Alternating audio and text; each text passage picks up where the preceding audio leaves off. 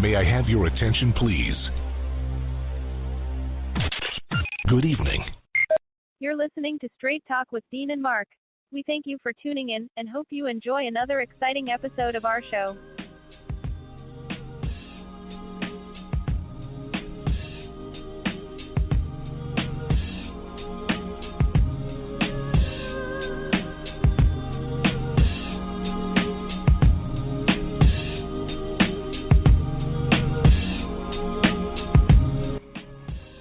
Ladies and gentlemen, welcome to the last show of Straight Talk and Dean and Mark for this entire decade. It's the six-man Dean Geronimo, and as always, from NJ to NC, I'm in the studio with my right-hand man, Mark Lee. So, Mark, for the last time this decade, bro, tell them what's good in your neck of the woods, my brother. Hey, you know, folks have been really busy here in Durham. As always, we've had all kinds of things jumping off here at the Hayti Heritage Center. As a matter of fact, today I am calling you from the Hayti Heritage Center because we had Black Santa in the house, and he was over there having lots of kids come by, take pictures with them. And as a matter of fact, I hope that you have been a good person today because there is even the possibility that Santa may be calling into the show later on today. I did ask his agent, Stafford, we had on the show sometime back about the possibility of Santa calling from the North Pole. So we'll see if Santa's going to make a special appearance or not. But they may get a special appearance from none other than Santa Claus this evening. We're going to see if he's in the mood after having taking pictures with kids, or if he had to make that sleigh ride real fast back to the North Pole and get some things designed and everything. He will be back here tomorrow, but that's by appointment only. So if you haven't made an appointment, you need to call Stafford over at 919-583-7900 and make that appointment because he's going to be here tomorrow between 10 and 3 with Black Santa. But if you don't make it to by then and you haven't got your Christmas list together, well, you might just be out of luck. You might have to wait for Kwanzaa or the 2020, or you might be one of those folks that get the cold. You know, I'm hoping you don't get the cold because that's the last thing you want. You don't want to get the cold. You don't want to get things of that nature. That's the last thing you want.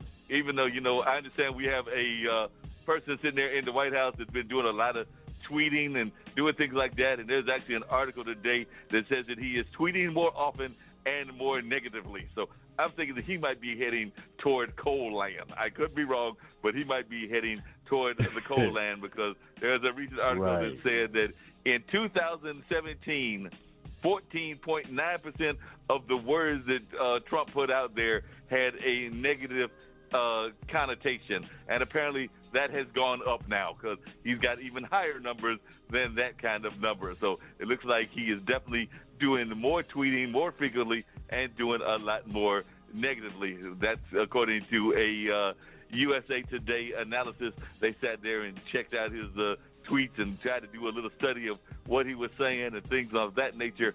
It says that on a quiet Saturday morning at Camp David this fall, President Donald Trump picked up an iPhone and composed a series of tweets that cut through the tranquility of the wooded retreat like a digital chainsaw. In nearly a dozen Twitter messages posted before breakfast, the president attacked House Speaker Nancy Pelosi, lashed out at Democrat lawmakers central to the impeachment effort, described Hillary Clinton as sick, and tried to dismiss the inquiries into his dealing with Ukraine as corrupt and garbage. He said we should all work together to clean up these hazardous waste and homeless sites before the whole city rots away. Trump wrote about the homeless in San Francisco.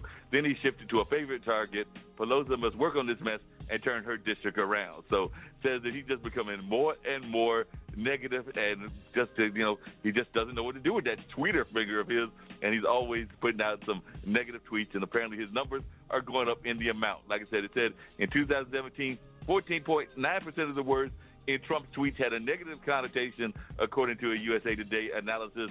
That crept up to 16.4% by December of this year. Meanwhile, the share of positive words fell from 24.5% to 19.9%. So apparently he just does not like saying anything positive about people, and that's just the nature of that person that occupies that district of Columbus. And, I'm sure that the man that's keeping track of things in the North Pole is keeping tabs of all of these things and has probably decided whether he should send him a lump of coal or not. But that's one of the things that's going on the global world and everything. But like I said, we just had a massive amount of great events here at the Hayti Heritage Center. On Friday, we had Tap Cork, which my friend does a buddy of yours as well, Desan Ahanu, along with his partner Ty Allen. But they have this thing where they basically are doing some salutes to some of our liquor companies and things of that nature. And, of course, they do some of their poetry and singing and things of that nature. So they had that going on.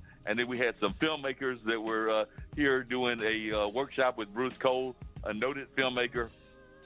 So that workshop went on, and they definitely seem to be enjoying themselves. I did duck in there, check out some of what was happening. Looked like a lot of knowledge was being passed on to our southern filmmakers here in the area, particularly from the Triangle area of North Carolina. And then on Saturday, well, it was going on for the whole weekend, but and actually Nikki may give a call in later. She was one of the people that was involved in it.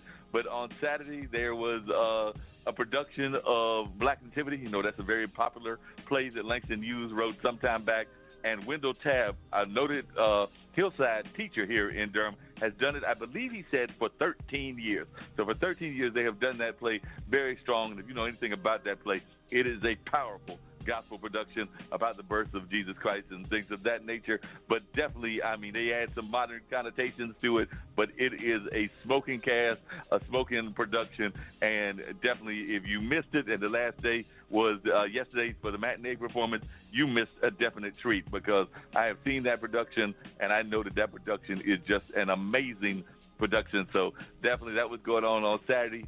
Then the Poetry Slam was taking place on Saturday night, and this was actually what is considered a competition type. I mean, they're all competition, but this is team competition. So we had the Bull City alumni against the Bull City newbies. So these are some folks that have not graced the stage as many times, have not won the right to be on the team and things of that nature, and they went against Charlotte. Charlotte is a reigning power. I mean, I got to give a big shout out to Blues. He's the man who's got it behind that team and everything, but they just are knocking the socks off with people with their poetry. I mean, they are the reigning national champions. They have won several national championships, and they just bring fire, whether they're talking about gentrification, whether they're talking about the police brutality, whether they're talking about whatever issues they feel like bringing onto the table. They bring it with some stone fire. I know that the Bull City team brings it with fire as well, but we're going to have to step up our game, because every time I see Charlotte, I am just blown away by the way that they come, and they come real strong and real hard. And then on and then 6-8, which is another church that meets here at Hayti, they had a Christmas Eve service yesterday on Sunday. So on Sunday they had that Christmas Eve service going on, and at that time they celebrated.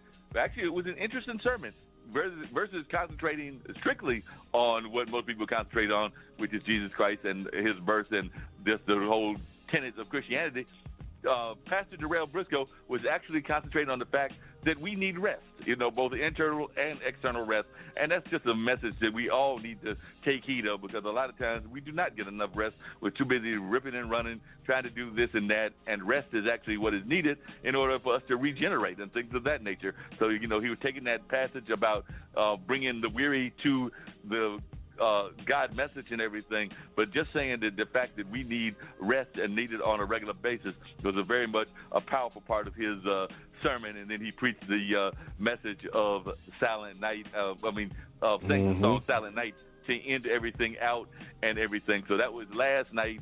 And then, like I said, we had Black Santa last night, tonight, this afternoon. He'll be back tomorrow morning into the afternoon. And so it was actually morning to afternoon today. So Black Santa's been here for a number of days. I think he came on the 20th through the 24th, and he was here on November 16th and December 7th. And then Christ Central had their regular church services that were going on. And Pastor Aaron Anderson, one of the younger pastors for the church, he actually was preaching about the loss of his mother, because he lost his mom. That really devastated him. But at the same time, it was about how even in that kind of time of turmoil, he was able to use that to even reaffirm his faith in God and what God is doing and things of that nature. So even though he was definitely acknowledging that he was in deep pain over the loss of his mom, and he definitely shared a lot of what that pain was about and everything, but he did let folks know that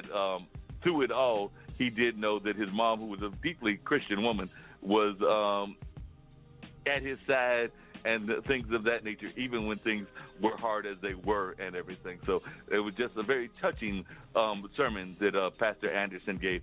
Like I said, it's usually either the main two preachers, Daniel Mason being the primary one, and Timothy Price also doing some preaching as well. They're like the primary two ministers for that particular church. But if you had heard that sermon, you would have been, I don't think there was a dry eye in the house, because he definitely shared what that meant to him, his mom's testimonial, but he also was letting folks know the powerful message that it could bring and everything. Because one of the things he was talking about was preaching about comfort.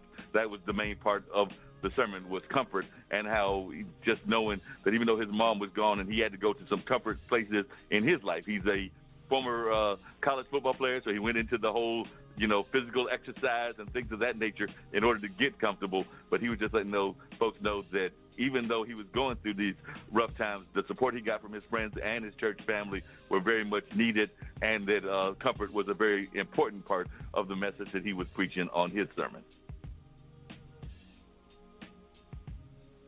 Wow. That's a lot, man. Oh, yeah.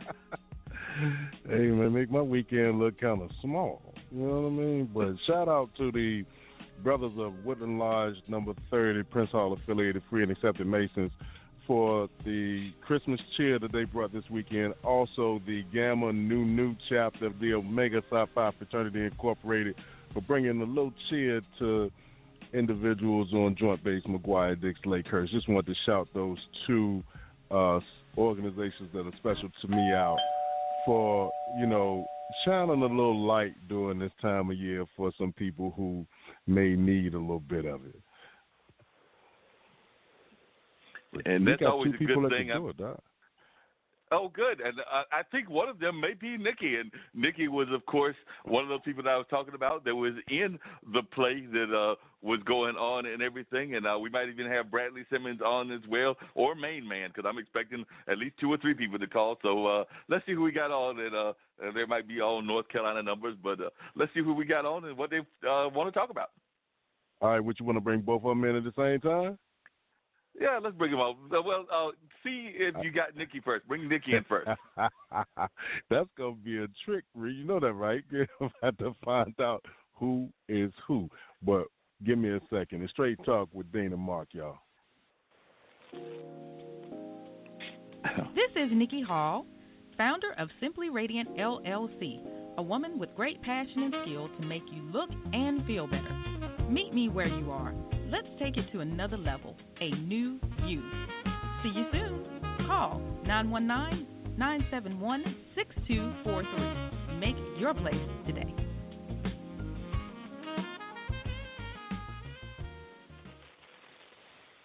Bass players, best thing you can do for your overall sound. You've got to see this.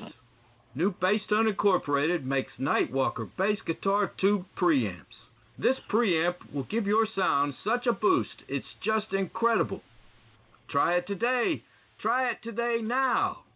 A great sounding bass guitar will make for a great sounding band. Make your band sound at its best. Best thing you can do for your bass guitar sound. NewBassTone.com. NewBassTone.com. All right, and we are back, and we actually have Miss Nikki Hall on the line. Welcome to Straight Talk with Dean and Mark, ma'am. Good evening. Good evening. Thank you for having me. All right. Glad to have you.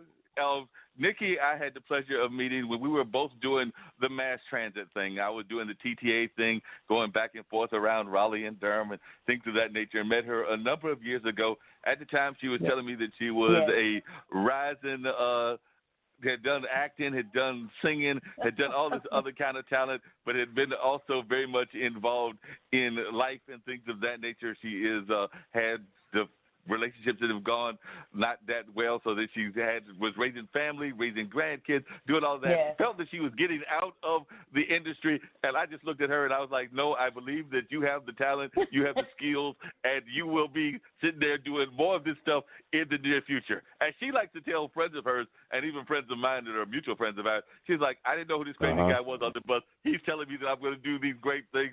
I'm sitting over here struggling on a regular basis. I have no idea who this nut is that says he's from Durham and works at the Hayti Heritage Center, but he's claiming that I'm going to do these things.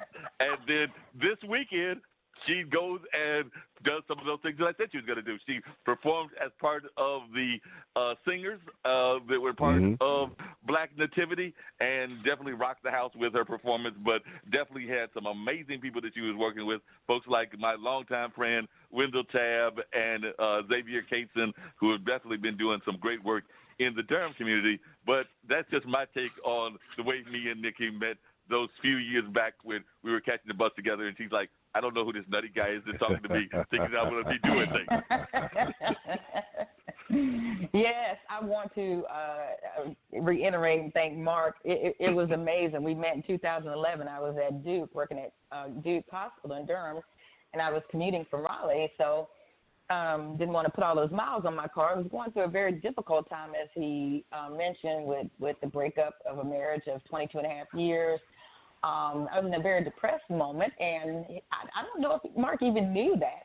But what he said, I was truly thinking, what is he talking about? You know, he's seeing all these great things in me, and I'm feeling like this. What's going on with this guy? I thought he was nuts. But I am so grateful that we met. I love his spirit. And here, 2011, how many years later? Y'all do the math. And I've done some things in between. I've taught acting and modeling, been working still full-time, but, you know, by God's grace, I've been able to continue to pursue my passion. The fire is coming back. Being a part of the Durham Black Nativity has definitely changed my life to a whole nother level. The endurance that I had during this time of rehearsals, meeting people. And I did just want to say I love acting, I love modeling, I'm a makeup artist, love all that great stuff. But you know what? That nativity was not so much as being a star. It was about worship, true worship, and that is where I live. There's no doubt about that. You definitely are one of the people that I know that is definitely a very spiritual person, have always been a spiritual person, and just being that tied to God and God's message is very important to you in the way that you live your life and everything. So I know that you've even shared that even in what you do with the makeup. And I don't know if you heard earlier, but we did run one of the makeup spots, which you've been running on a regular basis here on the show and everything. So we're definitely encouraging folks to go to that part of your business as well. But tell us a little bit about what that experience was like being there. And you're right, Black Nativity is such a powerful gospel play. And like I said, Lexington Hughes wrote it some time back, and it's just got so amazing numbers.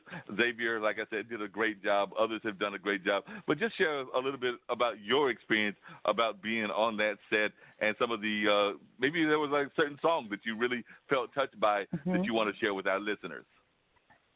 I just wanted to first and foremost thank Wendell Tabb and Xavier Cason for allowing me to be a part of this production. I was truly honored and blessed by this opportunity. I want to say that the experience is awesome. I mean, coming into a place where your passion is, even though you might be tired, you don't feel tired because the energy is so strong in there. Even during our rehearsals, the youth, I mean, they're all ages that were in that production. There were ages 2 years old up to probably maybe over 60 years old. And all of us were able to interact with each other, and we built a friendship. We built a family unit during this whole 3 weeks. I want to say that, you know, I couldn't even sleep hardly last night. I laid down to go to sleep, and every song in that program went through my head. I kept visualizing because I was backstage, and I was able to see every part. My favorite part was the Shepherd Boys. It was very funny. But I tell you, all of it was just beautiful. The angels, the dancers. I kept seeing every part of this program in my head. Every song has been playing in my head from last night even up until today. So just to let you know how strong that production is, I would encourage anyone. If you've never done it, this is my first year ever attending. It's been going on 13 years. This is my first year attending and my first year participating. I will be attending for now. If I'm in town and if I am able, I will be participating and attending.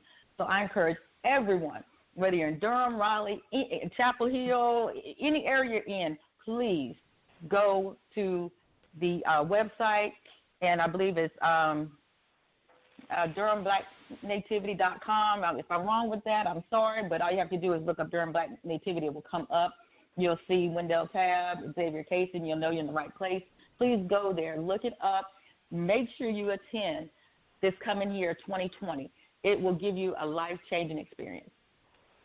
Definitely, and I could tell that it was definitely an experience that you were really enjoying being part of, and I know that you're looking forward to being part of other productions as well. And you've actually, Nikki has also released an album. I don't remember when that album was. I've actually got my copy at my house and everything. Oh, wow. You're probably I know you're in the process of releasing others as well. So what kind of things do you have on your agenda in terms of what you would like to do, musical career? And I know you also have told me that you want to share with some of the women that have gone through similar kind of things, because you definitely went through some things in your life that you want to share your story so they can consider that almost like a testimonial to the ways that they can have some healing time if they're going through some troubled times. I wanted to share that my single, it is a single, not the whole album that is, been finished, but I did do a single in 2014. I'm working on the second song, Amazing. I am hoping to finish that project. I wanted to say to anyone out there, this is super real. I've been blessed with a lot of talent and loving family, friends, but I've also been through a lot of tragic things in my personal life, which caused deep depression, anxiety. No one knew what I was going through. And I thank God that I was able to press on in the midst of feeling, all these things. And I wasn't even sure, if I would be able to finish these things. I felt like a failure at times because I had all these projects started and, these things, and like I said, it wasn't for me, it's for other people. Sometimes you don't understand why you're doing something. But it really, God had gifted me, but he put the gift in me to help other people. And I couldn't understand why is this, stop, it seemed like the fire went out in my dreams, but, I began to pray, and all of a sudden the fire started coming back. So in this year of 2020, I'm deciding, I've decided before 2020, I am going to finish working on my project with my music. I'm in the process of writing a book about my life.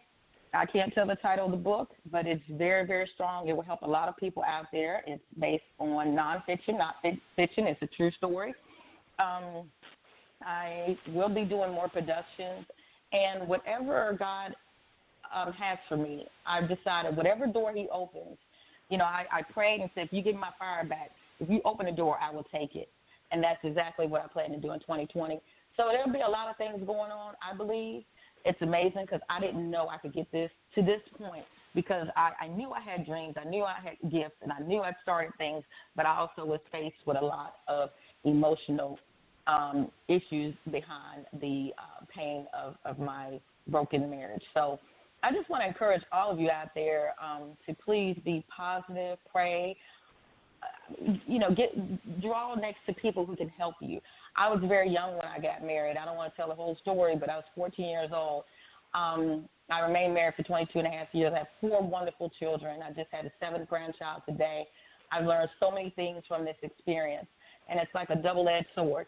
And I'll tell you what, the great thing is, if you're going through something, I encourage you to grab the positive, and that's what got me through. As dark as it looks sometimes, I look for any positive thing in my life to be happy about or to be grateful for. You're going to have down times. The realness is you're gonna go through things. You're not always going to feel happy, but you got to pull from those positives. You got to pull from within yourself. You got to ask God, what is it that I should be doing? Give me my fire back. Get your life right with Christ. Clean your life up. He's given us wisdom. He's given us so much love and grace.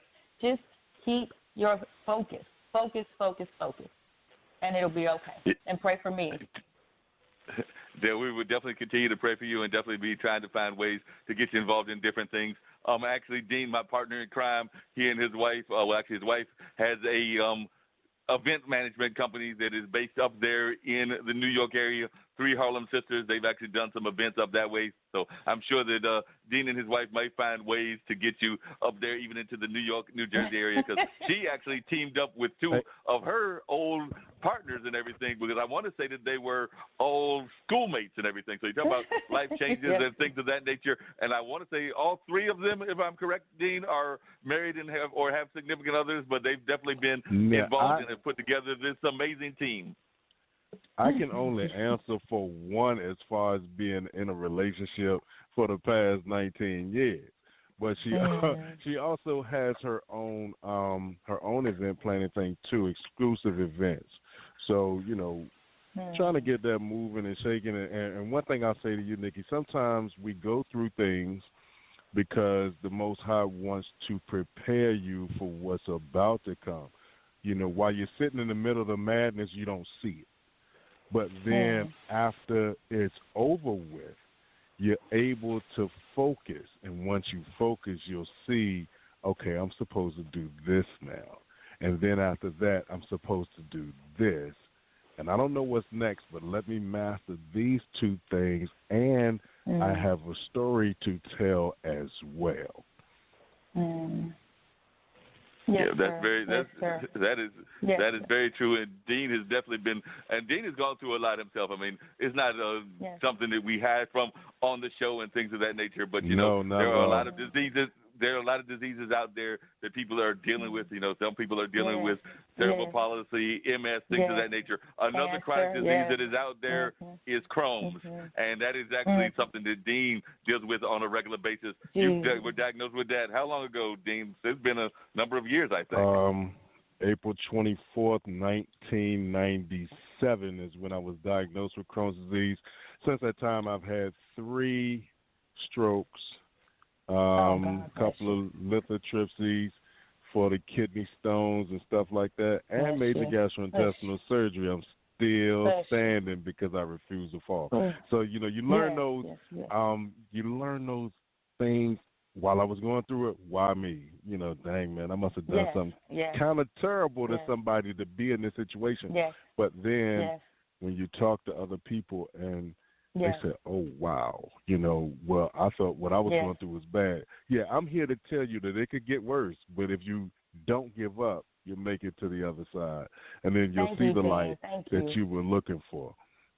Thank you so much for sharing that. I appreciate that so much. No problem. Yeah, and Dean is very about encouraging people, as both of us are, as you've known that when you met me that first time and everything. We're all about encouraging people and trying to get them to understand their light and what they are about, because there are so many folks that do have those lights, and we just have to find ways to make sure that those lights are shown to the world. And a lot of times the messages can help other people that are going through similar things.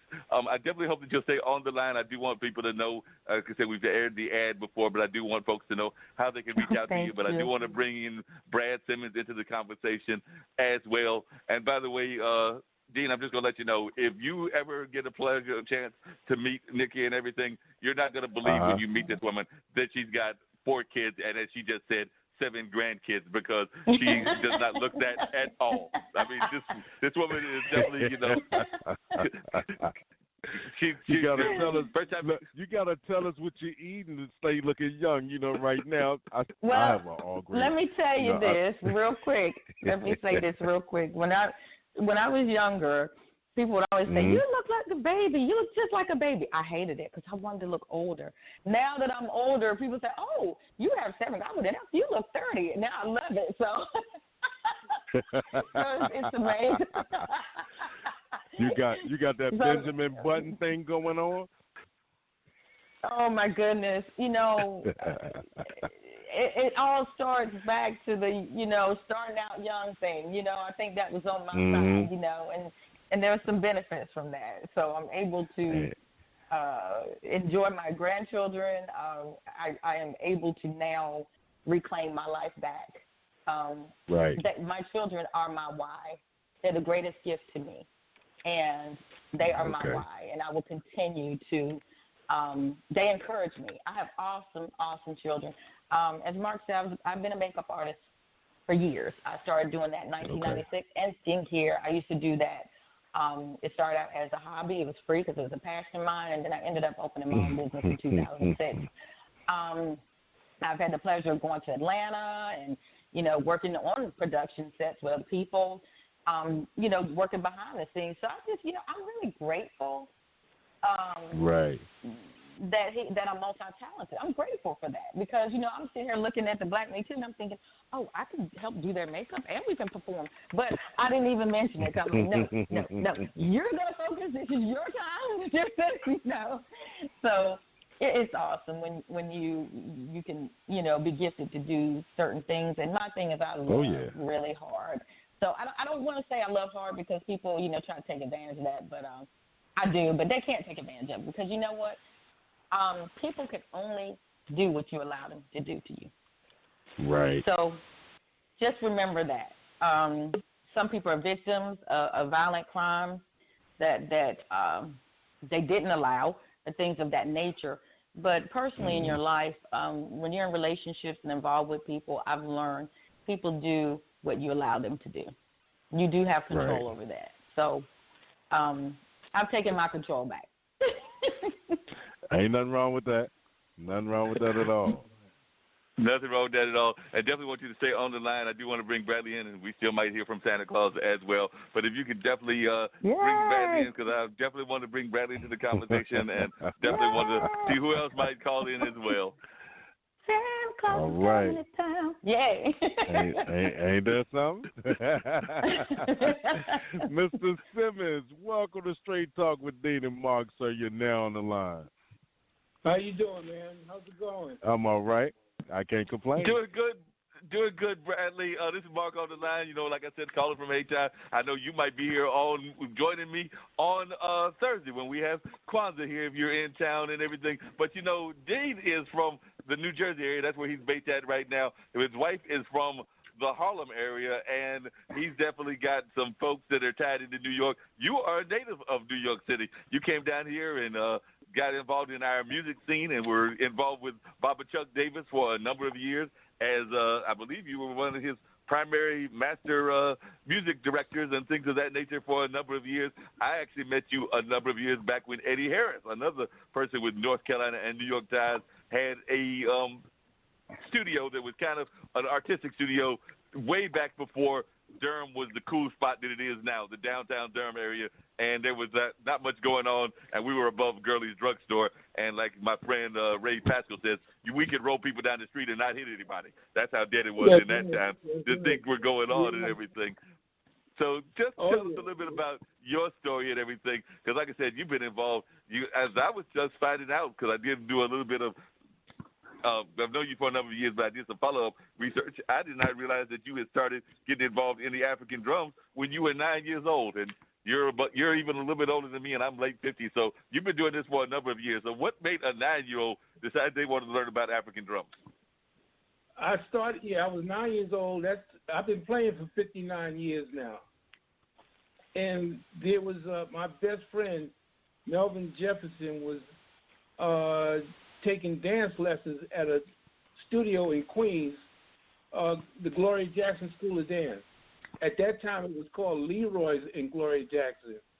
And so he invited me to go to the concert to see the show. And then that following year, I joined the school as a tap dancer first. So I started tap dancing before I started drumming a year before. And then the year that we did do the concert together, when we got off stage, a group of drummers, young drummers, was coming on stage to perform, and we stood in the wings of the theater to watch them perform. And ever since we saw them, from that point on, we went home and told our parents we wanted to study drums. So that's how I got into drumming by way of tap dancing.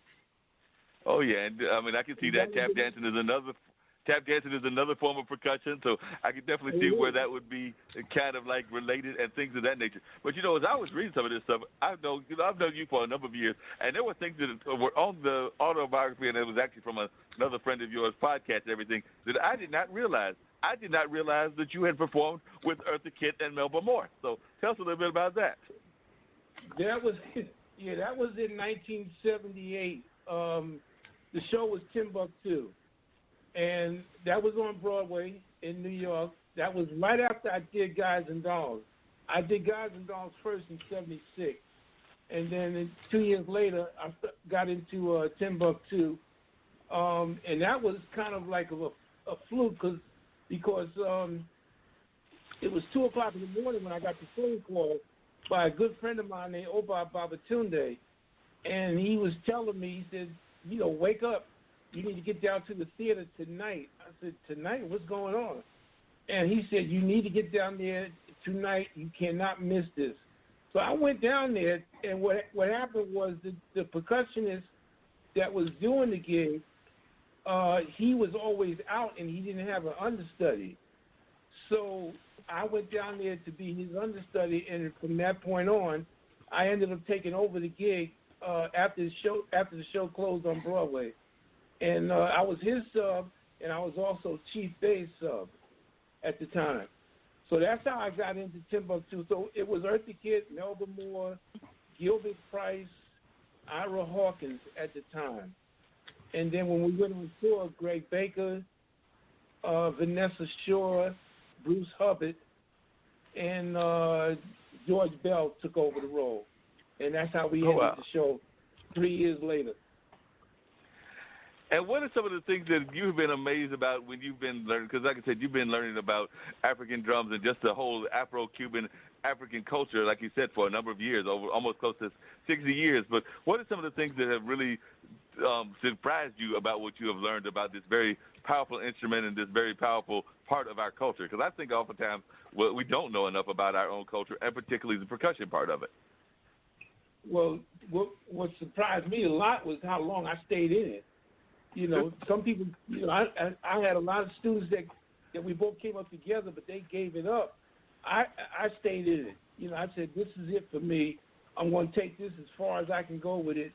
And just learning different cultures of, where percussion instruments are played, like in Cuba, Brazil, Haiti, different parts of Africa, and the Caribbean. So that's kind of like what I was doing was pretty much learning the whole time, and I'm still learning till this day, because you always learn something new all the time. You never stop learning. Yeah, and it seems like like we were talking about with Nikki earlier. It seems like you've been one of those people that has definitely been dedicated to the art form, and is definitely not going to let anything stop you from pursuing your dreams. Like Nikki said, she went through some hard times, and if she's still on the line, she can share some of that and everything. Yes. But it sounds like you've definitely also not let anything stop you, and you've had some amazing abilities to just do some great works. I mean, as I'm looking, I did not realize, among the other things that I realized, I knew you had played, but I think somebody had told me about the Norman Connors, but I did not realize that you had played with the Fatback Band. Yeah, Bill Curtis, yeah. I was with the Fatback Band for a while. I was with Miles J. I worked with Gregory Hines and Maurice Hines for a while. And I just worked with a lot of different artists, during my career as a musician. But I went to school for theater. I was a theater major. So what I was doing at Brooklyn College, I was studying acting and directing. So that's why I got into doing a lot of directing of a lot of the shows that we did at the Hayti, and then put my own group together, the Elements of Percussion. Oh, yeah, and the Elements of Percussion. Is the Elements of Percussion still in business? And you did your show at the National Black Arts Festival in Atlanta, and, of course, you did it here. But are y'all still considered to be intact, and are you looking at doing any more shows in the near future? And do you have any need for a vocalist? Because Nikki, I'm sure, would take the job. Well, yeah, we always got room for anybody. But yeah, we come together when stuff comes up. We don't play as much as we used to, because everybody disbanded. Ebo lives down in Kansas City, Missouri now, so But when something comes up, I just get on the phone and call whoever I can get. And but we me and Evo talked about trying to put it back, back in motion again, and do what we were doing back in '97 and '98. Yeah, like I said, that was 20 years ago, so it's probably time for it to come back into action and things. I know that a lot of folks are always enthusiastically warm welcoming to the drums when they hear them. I know we'll hear them during the Kwanzaa performance and everything. We've had the pleasure of talking to a few people, Pierce being one of them, that knew Baba Chuck Davis. You actually worked with him for a number of years. Tell us about how you got involved with Baba Chuck Davis and your involvement with the African American Dance Ensemble. Because, like I said, you were the former music director of his company, and, of course, he was a legend that we've talked about a number of times on the show. Right. I worked with Chuck in New York first when he had his company, the Chuck Davis Dance Company. And I started working with him right after I came off the tour with Timbuktu. And then played with them for years up there. And then I just got tired in New York at the time, and I said, Chuck, you still need a music director, because he was looking for a music director, for his company down here. He said, yeah. I said, well, okay, I'm on my way. And so when I came down, that's when I took over the job as the music director. I did that for 3 years when I came down here, and then I started, I left, but me and Chuck stayed, we stayed friends all the way to the end. And that's when I left, and I went over to Duke and started teaching at Duke. So that's where I'm at today. Yeah, and you've been doing a great job of teaching over at Duke. Are you oftentimes surprised at how well the Duke students take to the music? Because I know we've had John Brown on the show, and John has talked about teaching at Duke, and of course he's been there with their jazz department for a number of years. And we do oftentimes when we think of the music around this community, Duke is one of the people that folks think of in terms of education. Of course, they think of Central, but I don't know that Duke gets as much respect as it should get musically wise. So I was wondering what you think of the respect that Duke gets in terms of its music students that it provides and just its music legacy. Well, the students that I get, the students that I get, even the students that John gets, they're pretty much attentive, and they enjoy what they're doing. They have fun. I always tell my students in the class, I said, look, this is your fun class. This takes you away from all the nightmares you go through with all your other classes. I said, this is where you release yourself, you have fun. We do a concert, once a year, and and just enjoy what you're doing. And they learn a lot because I bring in guest artists, so they get a chance to perform with the different guest artists that I bring in. So I try to bring in people within the area between here in New York, maybe as far as California. I went as far as Cuba this year, and I brought in an artist, Melina Valdez. We brought her in from Havana, Cuba. But other than that, and then I brought another guy in last year from Conakry, Guinea, but he lives in South Carolina, so it was easy to get him over here. Wow.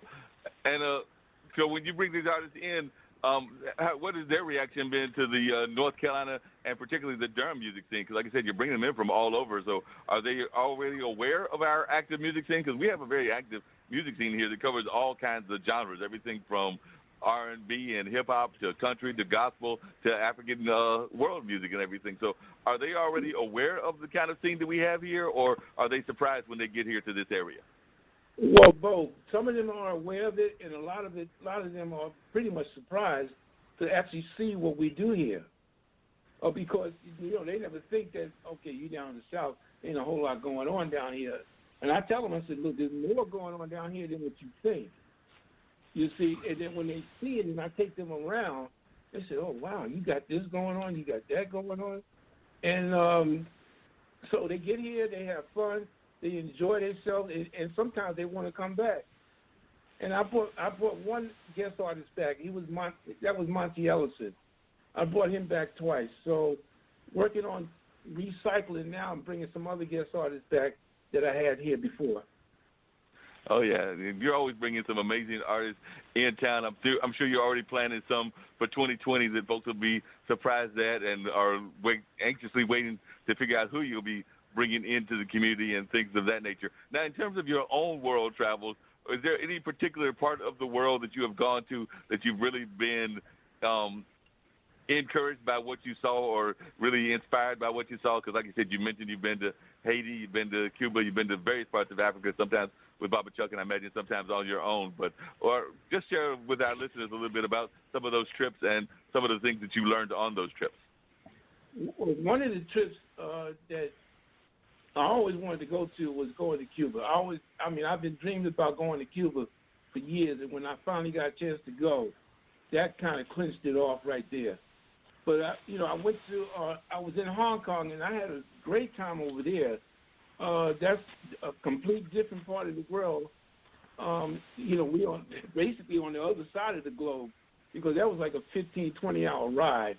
And so when we got there, it reminded me of New York, because it's real busy over there in Hong Kong, especially in the downtown area. So, we were very receptive over there. And when we did the concert, we did 2 concerts there while we were there, and the people were receptive, and we just had a good time. But Cuba was the one that stood out for me. I'm trying to get back there again. And what was it about Cuba that you really enjoyed? Was it the people of Cuba? Was it the culture? Was it the food? What was it about Cuba that you really enjoyed? Well, Cuba, to me, for most percussionists, Cuba is a drum country. That's these guys. That's what they do. They live on the drum 24/7 over there. You can wake up 7 o'clock in the morning, you're gonna hear somebody playing somewhere. So the culture, the people, they're really nice over there. I didn't think it was gonna be as receptive as it was when I got there. I said, Cuba, United States, we may have a problem with this, but no, it was completely the opposite. The people over there was very well receptive. They pulled you in. They took you around. I got a chance to play with some of the top artists over there, percussionists, and the singers and the dancers. I've got to see a lot of different groups perform. So, Cuba just stood right on out for me because it's all about the drum and percussion over there. Oh, yeah, definitely. And you're talking about how you were tired of New York and you're a native of New York. Do you ever think that you want to go back to New York, or you're kind of like my business partner on this venture, Dean, who as soon as he retires from corrections in New Jersey has already told me he's heading back, I think he said to Virginia. Is it Virginia you're heading back to, Dean? No, man. You know what? I don't know where I'm going. Whichever way I can go get in somewhere where I don't have to shovel snow, cut grass, or fix anything, that's where I'm going. That's it. No, I'm not going back to New York to live. Now, I'll go back to visit, but to live, that's not going to happen, man. The cost of living up here is ridiculous. Yeah, because people talk about the cost of living here, and I agree that our cost of living has been going up. Of course, there are people like Monica Burns that are trying to do things to help our art community by going in front of the city council and put together this budget to try to help artists get paid, because it's hard to make a living and afford even the rents here in North Carolina, in Durham and Chapel Hill. But I imagine in New York, the people in New York are looking at us like that's nothing compared to what we're paying. So, like I said, we're complaining about people paying $1,400, $1,700, and I understand up there's some apartments that are shotgun apartments that are going for like about $2,000 to $3,000. Easy. That's for one bedroom. It's not an efficiency. You're gonna pay at least $1,500 minimum, and that depends on the neighborhood you're in. It's gonna cost you up here. So no, I'm not going back. I've been down here 26 years. There ain't no sense in me going back up there now. So I'll be the foreigner up there. So you made home North Carolina now, and you're not trying to go back, even though people talk about all the opportunities that are up there. Like you said, you were on the TV show, you were on the Mike Douglas show, and people talk about things like that. But you're like, I'll go up there, I'll do this show, and then I'm coming right back to Durham. Well, yeah, if I got another Broadway show, I would go up there to do that. But when that show closed, I'm out. I can definitely understand. I'm right back down here. But you could do pretty much the same thing down here as what they're doing up there. It's just more of an abundance of what's going on up there. But you can stay busy down here. No, I agree. One of the things that Dean is always amazed by when we do this show on Mondays is I'll tell him what has been happening at Hayti. I'll tell him about the different things that have gone on in the community. That's actually how we decided to have Nikki on, because Nikki's been one of our sponsors in terms of sponsoring with her makeup business and everything, the show. But definitely she's been involved with the Hillside Black Nativity. And I want to say that you did one of the Black Nativity shows as well sometime back. Am I correct? Because I know Baba Chuck did, but I could not remember if you did one of them. We just finished it. We just finished it last week. Okay, so you were in that. With the you were in the same show with. Right, you were in the same show. Oh, that's right. Justice did one at the same time that Mr. Tab was doing his. So Justice was doing theirs in Raleigh. So there was actually two versions of Black Nativity going on, Nikki. So there was the one going on in Durham at Hillside, and Justice was doing theirs where? At NC State in Raleigh at the Stewart Theater. So Nikki, I don't know if you heard it. I'm sorry. What did you say, Mark? I'm sorry. What did you say? I was saying that there were two versions of Black Nativity going on. Bradley was actually in the other one. So while you were coming from Raleigh to do the one at Hillside, there was actually one. Yes, I did hear about the one in Raleigh. Isn't amazing? I'm in Durham and there's one in Raleigh, and I live in Raleigh. But I guess it's just was meant to be that way. Yeah, like I said, we just finished doing that one. When did we close? Last week, right? Yeah. Yeah, on the 17th. Yeah, we just finished it last week. So how many years has it been in Raleigh? Because I guess I should have known, but how many years has it been going on? Oh, it's been going on, for at least 9 of those years. Okay. Yeah, 9. Oh, wow. Yeah, I've been in Raleigh for years, and I should have known about that, but wow. Yeah, 9 years. I just finished the 5th year of it, and so they've been going on for 9 years. So it sounds like we had two people commuting on the opposite ends of the highway, because Bradley was going from Durham, because you're staying in Durham, Bradley, to Raleigh to do the production, and you were coming from Raleigh to Durham to do the production. That's right. Look at that. We should have switched up here on that one. That's right. Y'all had to switch orders. So Bradley could have done your side, and you could have done Justice Theater. Yeah, I'm going to give Wendell a call and say, hey, man, what you got going on over there? Yeah, because next year will be their 14th year, and he's already planning for it already, because I know that in conversations with him, he said he's already planning for it. So you definitely have to get in touch with him about that. Oh, and, you got to plan a year in advance. That's with anything, because like I said, you've been involved with, I know y'all planned Kwanzaa at least a year in advance, because it'll kick off on Thursday with the one here at Hayti, which will start at around 1 and go till 9. But, yeah, as soon as that last one is done with Baba Chuck, or with Baba Chuck's African American Dance Ensemble, because Baba Chuck has passed on, but as soon as that's done on January 1st, folks will start planning probably, January 2nd? Pretty much. That's what he used to do. He used to plan his stuff the day after. Wow. Yeah, because he would either get ready for, Dance Africa, which was coming up right after that, and he had like 2 or 3 Dance Africas that he was working on. So Chuck would always plan a year in advance, no matter what he was doing. Wow. That's just amazing what he could do with that kind of work and everything. And you mentioned Dance Africa. You've done that for a number of times. I know that you're friends with Carol, and Carol has been involved with it for a number of years as well. So are you still involved with Dance Africa also? No, I hadn't done Dance Africa in a while. The last one that I actually performed in was in 1997. And then so I hadn't done it no more since then. But I always keep in touch with groups being performed up there. I always talk to, Abdel or the drummers to see who's playing. So I keep up on what's going on with it. And then Chuck would keep me up on what's happening with it too as well.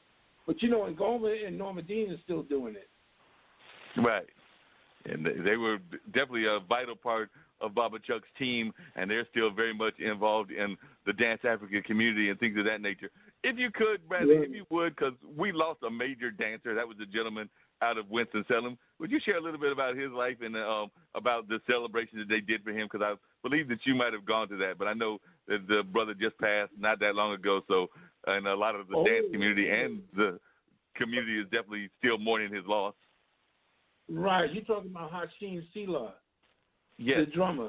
Yeah, he was. He's from New York. He's from the Bronx, and he's been down in. He's been living in Winston-Salem since 1972. Wow. And there's a woman named Amatala, a.k.a. Barbara Gordon. She put the dance company together, Ortasia, and then she turned it over to Hashim, and he's been running that company all the way up until the end. So he's been playing. He's been down here, in the North Carolina area since '72. But he was working with Ortasia, and he was also working with Chuck's company as well. Wow. Yeah, he's definitely done a lot of. He's a long-time friend. Yeah, he's a long-time friend, and we all still sad about him. Him passing.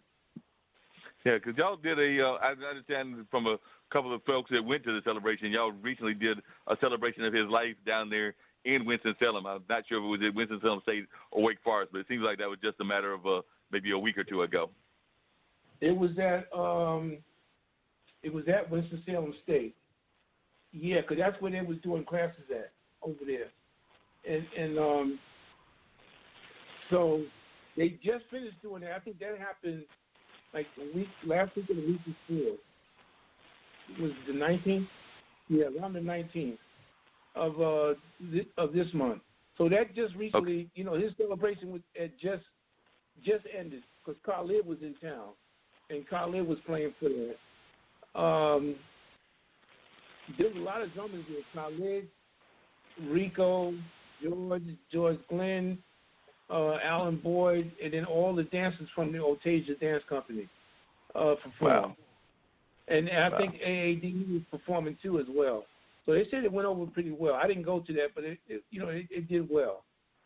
Yeah, and I know that there was a lot of people, including because I talked to some of the dancers from around here that knew him and were going down there. I want to say that either Mama Tony or one of the other ones that are some of the longtime members were heading down there to that celebration. So I did know that there was going to be at least somewhat of a Durham contingent that were going to be down there celebrating. Because I saw him the last time at the National Black Theater Festival last year.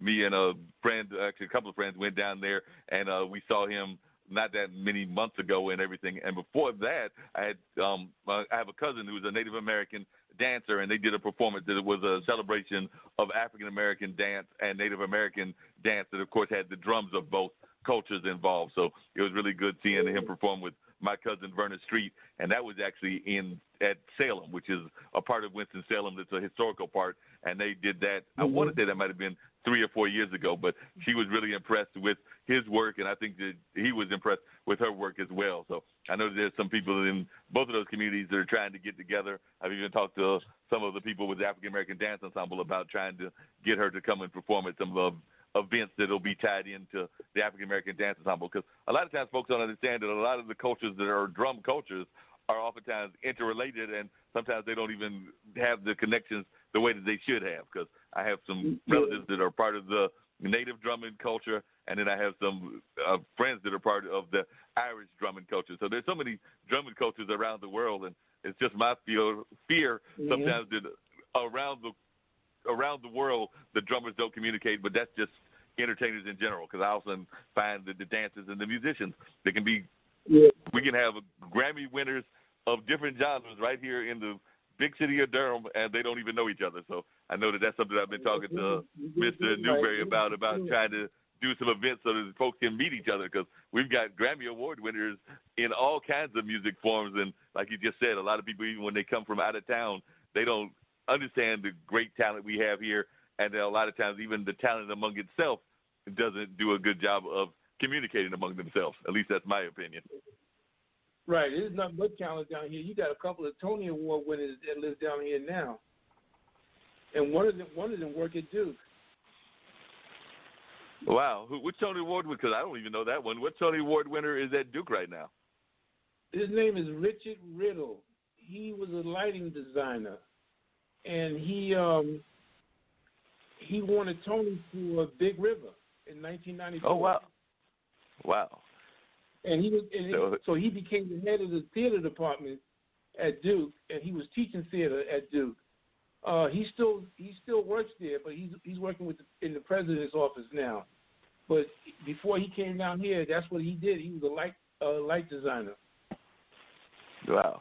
So we got all this great talent here. We're going to have to find ways that these folks can actually meet each other. Have you been following at all the conversation about trying to get more music and more money for our local artists? I know that Monica Burns and Monet Marshall and others have been in front of the Durham City Council, and I think that there's even efforts to do it in other cities like Raleigh and definitely other parts of the nation, but they're having an effort where they are trying to put together this fund that would definitely fund our local artists, particularly those that are not backed by big institutions like the DPAC and like the Arts Council and things of that nature. But have you been following that conversation, and what are your thoughts on it? Do you think that that's something that we need, is more ways to have our local artists supported? Well, yeah, we definitely need that. I haven't been following it, but if that's something that's getting ready to happen, then yeah, we need to push that even more, because like I said, we have a lot of great talented artists down in this area that needs to be seen and heard. And that's one of the problems, that a lot of the artists are not being noticed for what they can do down in this area. Between here, Raleigh, Greensboro, we don't want to leave Greensboro out, because there's a lot of talent in Greensboro. And then of course what you have down in Winston-Salem, and you know about the Black Theater Festival that they have down there every 2 years. Right. Yeah, no doubt about that. A lot of artists come through there all the time. Yeah, we've had some major artists coming through there. Definitely want to continue the conversation with you, Bradley, and everything. But Nikki just told me that, because she texted me, that she needs to get off the line real quickly. So, Nikki, if you're still on the line, can you let folks know how they can reach you in case, who knows, Bradley might have some performances coming up that he's going to need your vocal talents, or he might have some things that need your makeup talent. So if you're still on the line, we would love to know how to get in touch with you so that folks can know how to get in touch with you and find ways to get you even more plugged into the community. Yes, actually, you can get in touch with me. Mark has my flyer, my information, with my phone number. You still have that? You still have that, Mark? I do. Okay. So that's the best way to reach me. I am currently in the process of getting my websites and stuff put back up for the makeup piece. I have a little snippet on YouTube, Nikki Hall, N-I-C-K-Y, Your Love. If you want to hear that, you can go to YouTube and hear that. That's the single that. Name? I'm sorry? What's your last name? Hall, H-A-L-L. Nikki, N-I-C-K-Y, H-A-L-L, on YouTube, and it's called Your Love. Okay. Got it. And definitely, Mark has my information, my personal information, as far as my phone number, if you need to reach out to me. Okay. We'll do. Mark, you can definitely share that with him. And my email, I have an email that's on the flyer as well. I know we're on live, right now. So my email is simplyradiant@att.net. Mark has all that on the flyer as well.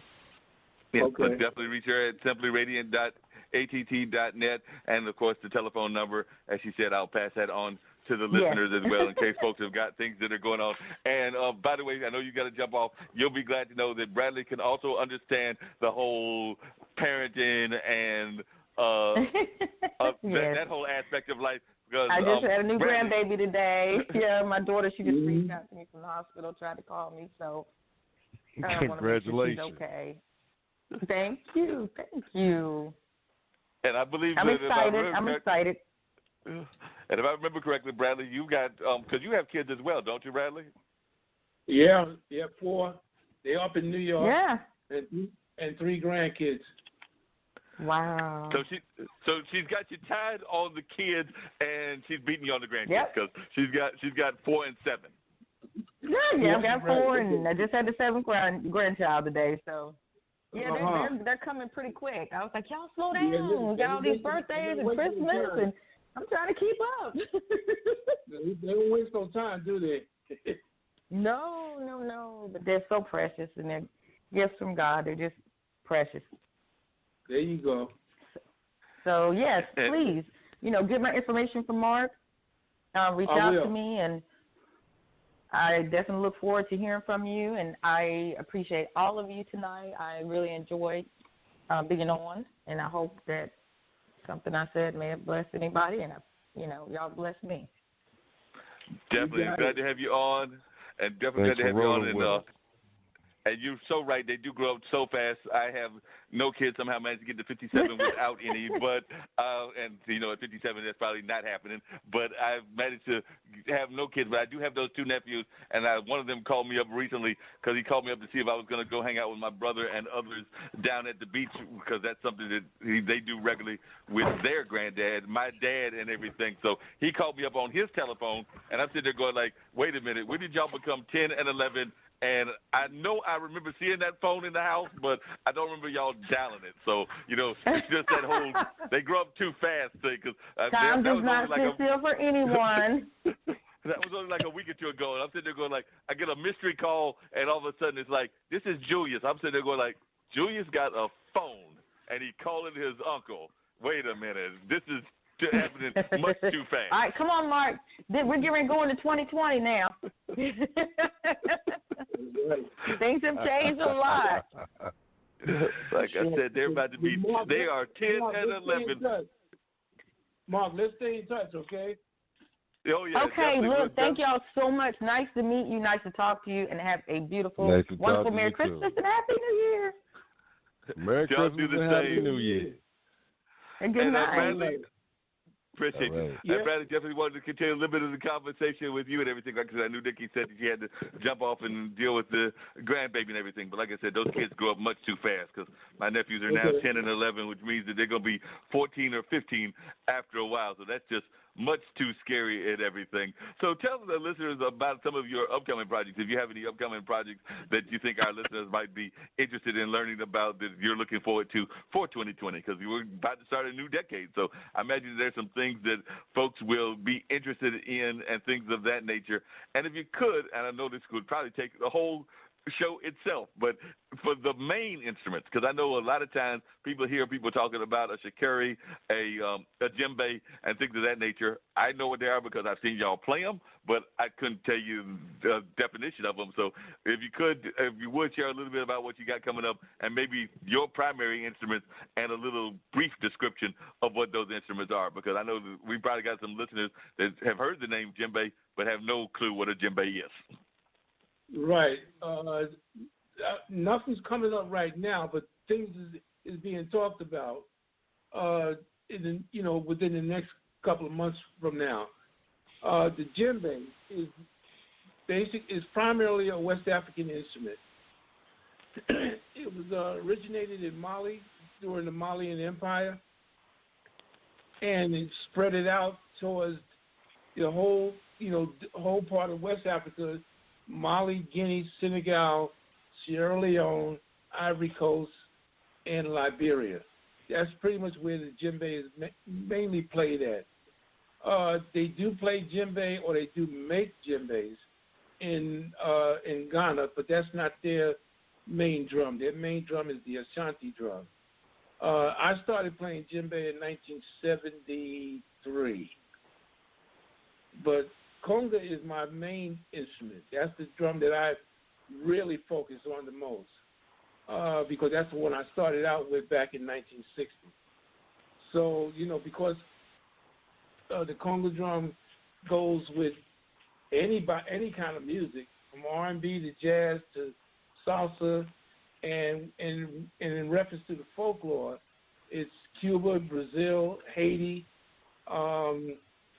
and depending on what style of drumming you're playing for, or what style of dancing people are dancing, most of the drumming on the conga drum started out by way of the Durham technique, which goes all the way back as far as the 40s and 50s. So that's pretty much where my head is at in reference to the different types of drums conga to djembe, djembe back to conga. So those are your primary two instruments and everything. And the other instrument that I know that is mentioned in your bio and everything is the shikori. So if you tell a little bit about what that is about, and just so folks can have an idea of what that whole style is about, the shikori kind of playing. Oh, you talking about the shekere?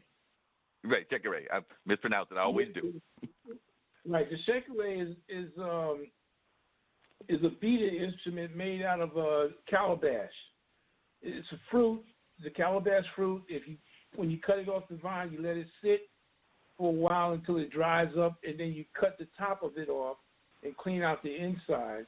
And then on the outside, you clean out the outside, and then you put some kind of a finishing on it, maybe some kind of oil to preserve the shell, and then you beat it with a macrame style, and that's how the shekere is completed and made. Wow. So, yeah, you've been doing this for a number. Yeah, it originates out of West Africa, Nigeria, Ghana. It just depends on what origin of the people that's playing it. So, and when you've gone to the other countries and everything, are they amazed at how popular it is in America? Because I know that Dean, the guy I do the show with, is definitely part of the hip-hop community and things of that nature. And I've even heard some of the African drumming included in some of the hip-hop music. You talked about it being with salsa and jazz, and, of course, it's definitely part of the blues tradition. But and you coming from New York, I'm sure you even saw some of the early hip-hop artists incorporating some of the African music and African tunes.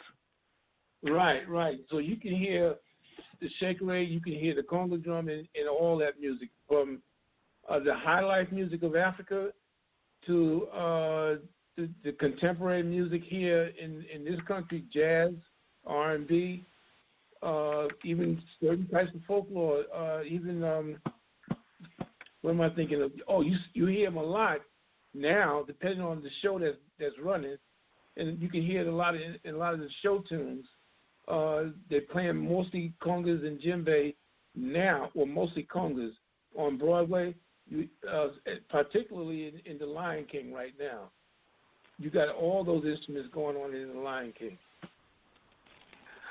And, one of the things, because I was actually just I was talking to you, looking on the Facebook, and I saw that one of your partners in crime had posted the pictures of you over there enjoying the conversation, and I see these drums right next to you. So I'm thinking if we go to any house that you've ever had, folks are going to find tons of drums in the house. Say that again. How many drums I got in my house? Yeah. About 35 right now. Oh, wow. And that's different drums. And what's the drum that you are was the hardest to get? What was the drum that was the hardest to get of your collection of drums? And will you have? I know there are people like Baba Kibo that does some stuff with the drumming and stuff in terms of being able to fix them. But when you have to get your drums fixed, are you able to do that yourself, or do you have to go to somebody like Baba Hadid or Kibo, as I know, man? No, I used to do it myself, but then I got tired of that, so I just send it out. I send it to, there's companies in California that fixes drums, and I may send it to there, or I may send it up to Baltimore. Biolase African Drum Works, he does drum repair. So any drums that I need to get fixed, I just send it on out. That picture that you saw, you're looking at 4 congas and 4 djembes right there in front of each other. Yeah, and then on the wall is just like a little shrine. I got pictures of Bob Marley up there, map of Africa, a small Saba drum, and a picture of me playing with Chuck's company. No, with Khalid. That's when Khalid did Rhythms of Life. So I got a house full of drums, man. Now they're taking over the house. And for those that are listening, I just received a drum today, a new one today. It just came in the mail today. Okay, so that was like one of your early Christmas gifts? From me to me, yeah. From you to you. Understood. Sometimes we have to gift that. Yeah, sometimes we have to gift ourselves. There's no doubt about that. Sometimes we can't wait for others to give us the gift. We have to gift ourselves. for those that are listening, and I know that there's a big one up there in the New York area, several of them up there in the New York area, in New Jersey area where Dean is at. But for those that are listening that are not familiar with Kwanzaa, like I said, we'll kick it off day one here. But if you would share just a little bit about your involvement with Kwanzaa, and also, if you would, just a little bit about the principles. Because like I said, we have some listeners that totally know what Kwanzaa is about, but we have others that are sitting there probably going like, it's not Christmas, it's not Hanukkah, it's not one of the other holidays that we know about, and we're not sure what it is. Well, I'm not playing Kwanzaa this year at all. I did it last year with different people. I did the one in Cary with Lester Thomas, and sometimes I do and the year before that I did the one at Hayti. But this year I'm not doing any Kwanzaa unless somebody calls me up to do something at the last minute. But Kwanzaa is an annual thing by Dr. Karenga that he put together. It's people say they want to call it Christmas, like an African Christmas, but it's his own interpretation of what we do for ourselves. In celebration of black culture, and that's where black nativity falls in, right just before that. So it's all about what we do as a cultural people. Yeah, right. And oftentimes I think that we're not. It seems like every time I turn around, somebody is adding more and more of our culture to their own culture, because it seems like every time you turn around, somebody else is grabbing aspects of our culture and trying to make it into theirs.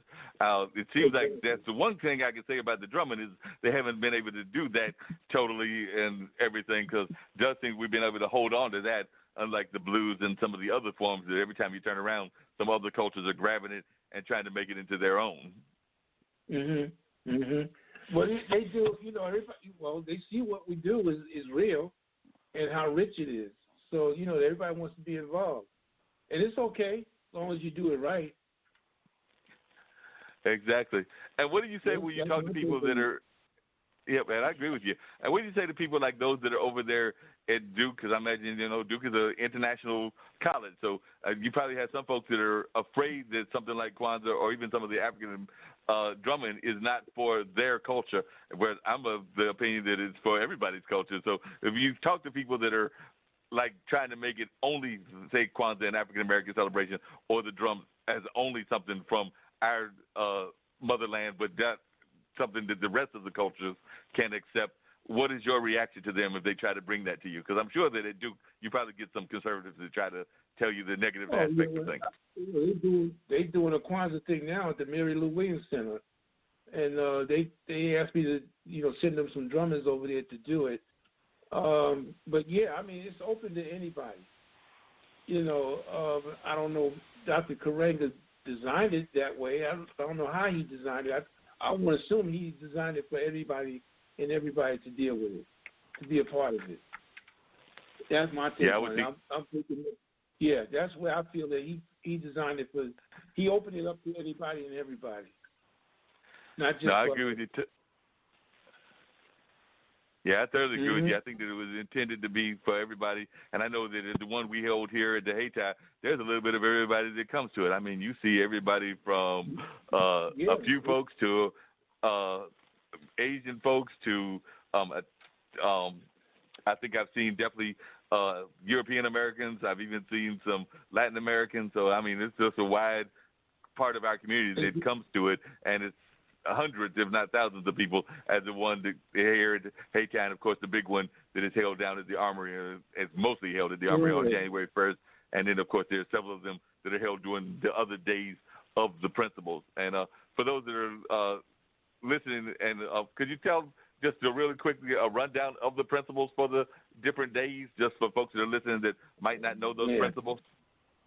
You have, I got to figure that myself. You got you what is it? Ujama, Nina. There's a bunch of them, man. I can't keep up with all of them, man. They come. There was 7 of them. How many of them? Yeah, 7 of them. I got it right here. Yeah. I got it right here. Hold on. Umoja, which is unity. Kujakalia, self-determination, Ujima, collective work. Where's the rest of them? Here they go. They're coming up. Ujima? Yeah, that's all Nia, I got right now. But don't. Yeah, Nia, Kumba, and Imani. Imani, yeah, we got right. the rest of them. Yeah, right. Yeah, got all 7 of them. Thank you. Appreciate that, Dean, and everything. But, and they all have different roles and different things of that nature. One of the things we were talking to Nikki about was just the importance of culture and how culture helps us as a people. Both in her case, it was helping her go through some very hard times and things of that nature, and that's why she's working on her book and everything. And in some of our past guests, we talked about how oftentimes the principles of creativity aren't used enough in our education system. So I was just wondering some of your thoughts on that, because I know we've just in conversations have had conversations about that, how both you and me have talked about how we oftentimes feel that creativity isn't celebrated the way it should be in public schools and in, I would even argue, sometimes even in our colleges. So I was just wondering how has creativity helped you in your own personal life and struggles, and also do you think that our education system is doing a good enough job of celebrating the world of creativity? They need to do more. They need to do a whole lot more in terms of what we do in terms of being creative and what we do as an artist. The arts really needs to be more into the school system than what it is. It's there, but it needs to be even more broadened out. I'm trying to get what I do taught in the HBCU schools, because it's not being taught in no HBCU school at all. And I'm talking about nationwide. None. So even schools that have a national reputation of being musical schools that are HBCUs, you're not finding enough African music being taught in those schools. Because I know we've got schools that have national reputations for music, but it's more jazz, like Central, like FAMU, and things of that nature. So you're saying, as far as you can tell, none of them are teaching the true tradition of what the music is about. No, none of them. None. There's schools down here is not doing it. There's schools in other areas that are not doing it. There's two main schools in D.C. that need to have it, and they don't have it. Wow. Okay. And you would, and some of the HBC schools in Alabama don't have it. Wow. You would think that with all the rich history, and the way that we've been talking about the, for lack of a better term, the slave narrative with movies like Harriet Tubman that are out now, and of course, every time you turn around, they're rerunning Roots from way back when. But with all the slave narrative movies that have been out there, and with people understanding that our narrative includes our journey from Africa and the journey through Africa and the Caribbean, that they would be including more of our music in our college curriculum. But what you're saying is that we're not doing that at all, and that just seems to be a total shame. Yeah, it needs to be a total change as of right now. As we speak, all that needs to change today, yesterday. Wow. And bring it in. And, there was a couple of schools in this area I tried to get it in. They wouldn't do it. Wow. Okay. And I checked a lot of these schools to see what they have, and they don't have them. They do not do what we do. That's just crazy. Now, they do have an African dance class at Howard, but it's not part of the curriculum. And when you've given them reasons, when they've given you reasons, what are the reasons that they've tried to give you for the reasons that they don't have these kind of classes? They claim that they can't afford it, or what? There's always the reason. They always say it's the money. They don't have the money. That's always what they always say that, but they can get it. If they want it, they can get it. You have to want it first in order to do it. Yeah. So you can't say you can't do it without saying you don't want it. You got to want it first to say, okay, let's go ahead and get it done. Make it happen. Yeah, that makes a lot of sense. So go ahead and get it done and not just depend on what some folks may think cannot be done. You just need to go ahead and get it done and have those kind of accomplishments. So I don't understand why they wouldn't do that and everything. Well, hey, you tell me, man. You know, I've been to different schools and brought it up, and that's the last I heard from them. Wow. That's just amazing that they would not try to have those kind of classes and everything. Now, for folks that are, you know, trying to break into the world of doing African drums and just world percussions and everything, what kind of advice would you give them other than the fact that you're going to run into people like this that don't want to fund what is definitely a world music and everything? But what kind of advice would you give to folks? I mean, there's young people that came underneath you. So, like when Atiba was doing it, what advice did you give to him? And just for other people that are coming even under Atiba, when folks are trying to break into this world of drumming and trying to do the kind of work that you've done in the past, what advice do you give them? Do a lot of studying, number one. Ask a lot of questions, number two. That's one of the biggest problems. People do not ask questions, you know, in terms of how to do or anything about the culture. And if you don't ask questions, you're not going to know. And that all my teachers told me, he said, look, if you got any questions, you feel free to ask, because that's the only way you're going to learn. So that's why Atiba is at the level that he's at today, is because he knows how to ask questions. And one, he's a go-getter. You know, if he's stuck on something, he's going to call you up and ask you what's going on. One time he came to my house, he stayed here till 4 o'clock in the morning.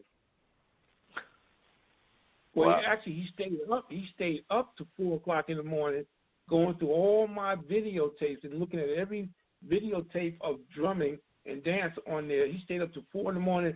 I said, look, Tiva, here's the remote control. Here's the rest of the tapes over here. I'll see you later. And I left him at TV. Wow.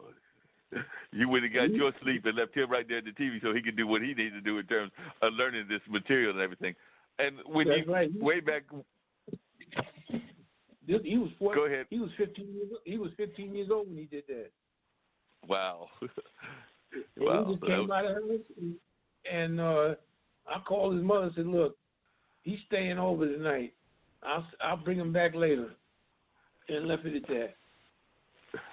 that. That makes a lot of sense. He went through every last one of my videotapes and looked at all of them. And well, I imagine it's even more now. But at that time, how many videotapes was it? Oh God, it was well over 40. Well over 40 at the time. Wow. And now it's well over 100 now. Wow. So yeah. Definitely, that's a lot of videotapes to be going through to learn all of these great instruments and things of that nature.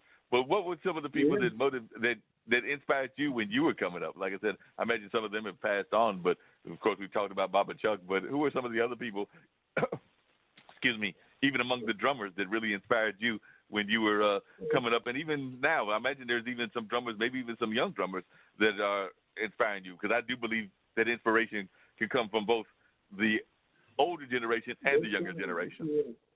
Yeah, well, Chipe was one of them. Richard Landrum was another one. Lucas Shea Wiles was another one. Wendell Hayes. Nat Bettis is still around. I talked to him actually yesterday. In terms of the younger drummers, you have Atiba, because I'm learning some stuff from him right now. You know, because Atiba, you know, he knows a lot. Lamar Lewis knows a lot. Elijah Harris knows knows a lot of stuff. So these young drummers, they picking up on stuff that we never seen before. So a lot of times we go to them and say, okay, what you got here? And then they'll show it to us. So I'm still learning. We all still learning. We just learning on a different level right now. Oh yeah. You know. And listen, man, I gotta get to Raleigh. So right now I gotta get out there real quick. But let's do this again. I appreciate you being on it. We'll definitely have to do it again. So definitely appreciate you being on the phone call. Me and Dean will wrap it up over the last couple of minutes and everything. But definitely appreciate you sharing your rich knowledge and also having a chance to Indeed. meet Miss Nikki. And we will pass.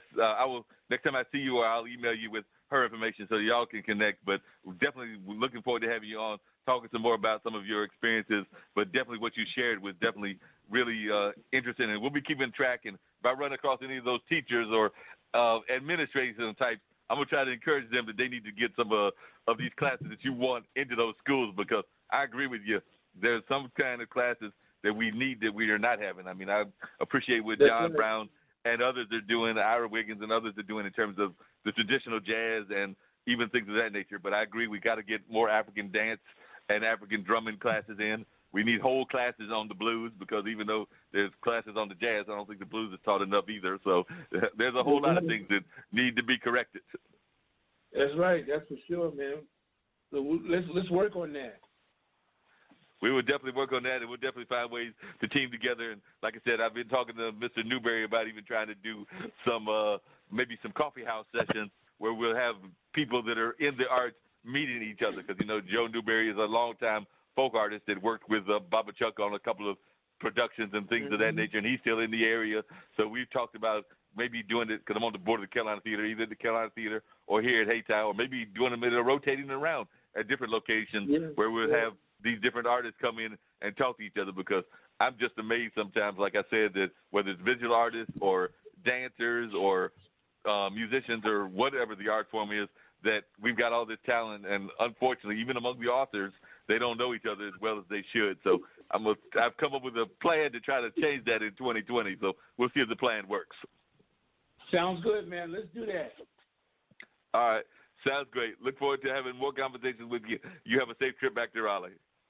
Okay, man. You do the same. Take care now. And what's your boy's name over there? The brother from Jersey? Dean Geronimo. Dean, good talking to you, man. Good talking to you. Appreciate you being on the show with us, sir. Sure, man. Let's do this again. Indeed. Hey, thank you. All right. Have a good one. Appreciate it. Do the same. All right, so that was Baba Bradley Simmons. You know, he's done some amazing things, worked with Baba Chuck, done some things in the community. I'm hoping to hear still from Santa Claus and from Maine Man, one of the poets that was here in the area. I just sent him a text. I'm going to see if he gave me his telephone number. I don't know if he did.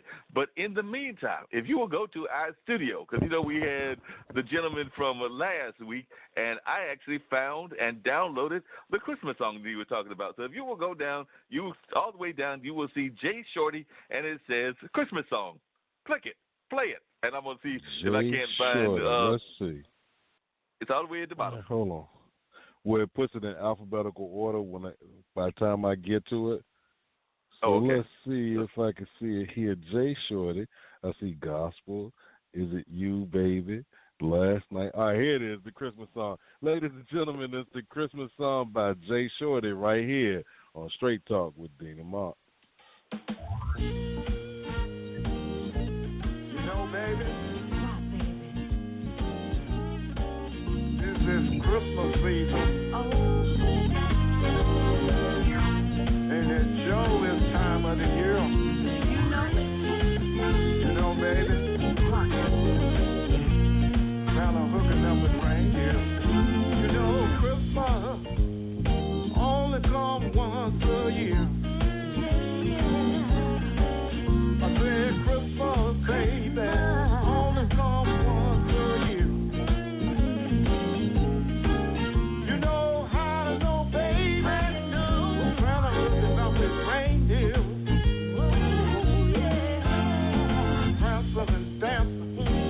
Down in the sight, count no presents, taking them to the kids tonight. Christmas only comes once a year. You know how to know, baby. Christmas is once a year. Christmas only comes once a year.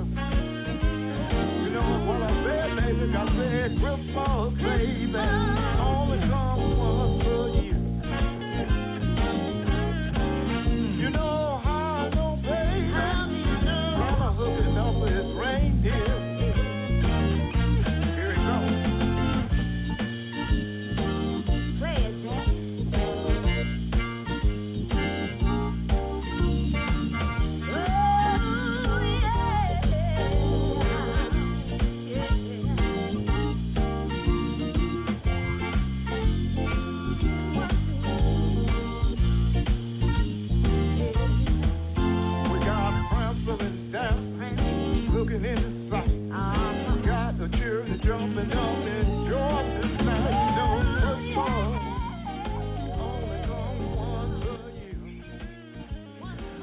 we're going to end up playing that song in its entirety in a little bit. But in a few seconds, we are going to get Miss Toya Chinflu on the line with Straight Talk with Dean and Mark. We'll be right back in a couple of minutes.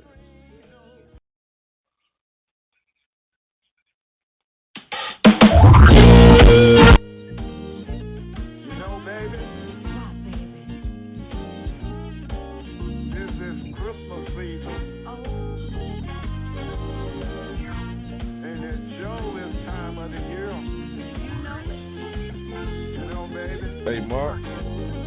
Yo. We got Miss Toya Chinflu standing by to come into the show. So, yeah, we're going to bring her on in. And why do I feel like an old person? I told her I was trying to get everything together and just trying to make everything work. But we're going to bring her in right now. Miss Chinflu, welcome to Straight Talk with Dean and Mark. You are now on the line. Thank you. How are you guys? All right. Doing good. How are you doing, Toya? Toya is another long-time participant here in the community. She's actually also one of the people that I met many years ago when Baba Chuck was bringing the African American Dance Ensemble around and has been involved with Kwanzaa and a number of other things in the community. But she's just an amazing lady here in the area and everything. So she's always got stuff going on in our community. Exactly. I was just listening to your program with talking to some of my favorite people in the world. You're talking to Barbara Bradley Simmons. And he and I just finished Black Nativity, working together on Black Nativity in Raleigh with the Justice Theater program, company, rather. I was co-choreographer with Christy Vincent Johnson over at North Carolina Central, and it was directed by Dr. Shabi at Central. So it was an awesome cast, awesome opportunity. I've been a big fan and supporter of Mr. Tabb's Black Nativity for many, many years. Dancing his cast as well, but had the opportunity to be a choreographer. It was awesome, and to honor Baba Chuck, who we love so greatly, miss so much. But it was an opportunity for me to honor him creatively, as you were mentioning about creativity. So it was an honor, and to be with Baba Khaled and Baba Bradley on that project in particular was amazing. Yeah, and you've always done some amazing work, and I know you've worked with, like you said, Mr. Tabb and my friend Nikki Hall. That was her first time working with him, and she's already become a big fan of both him and Xavier. So it looks like there's definitely, as we said, just this tremendous cultural community here in this area, and you've been part of it. And it's just amazing watching the next generations come around, because not only have you been involved, but now we're seeing folks like your children, some of the other children that were involved when you came on, that now your kids are now involved in everything. So it's been just amazing seeing these folks. Like I know that I saw Afia, and Afia's, I believe it's her daughter, that was in the production of Black Nativity. And, of course, just amazing seeing these folks. Like I said, I, for whatever reason, was not blessed enough to have kids, but like Baba Chuck, I think that I have tons of these adopted kids around the community, because I just see these folks like Atiba and others that I remember when they were young, and now they are in their late 20s, early 30s, and even some that are younger than that. So even though, was not blessed enough to have any kids of my own, and, unless some miracle happens, that's probably not going to happen pushing near 60 and everything. But I do know that I have a lot of community kids that are out there. You're right. And it is basically that Sankofa, is that reaching back and then pulling and reaching ahead at the same time mentality, and definitely one that Baba Chuck definitely instilled in us. I attribute my work and study and opportunities to be under his tutelage, to have that instilled in me and pass that on as I continue to work, but continue to work to pave a way for the young ones behind me, those that I've birthed and those that I continue to feed into as a teacher. But it's important, and legacy starts from the moment you begin to do your work, what impression you leave on those that you work with and touch, that's what continues after you're gone.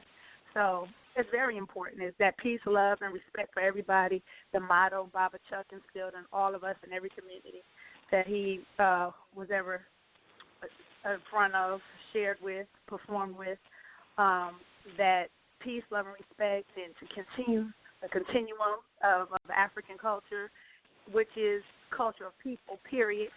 Because you start first with Africa and you see how it just shares and it is embedded in all societies, really. But knowing the history of where it comes from and then sharing that goodness throughout is what makes, as he said, the world a better place. If the universe was led by dancers, we'd all be in a better place.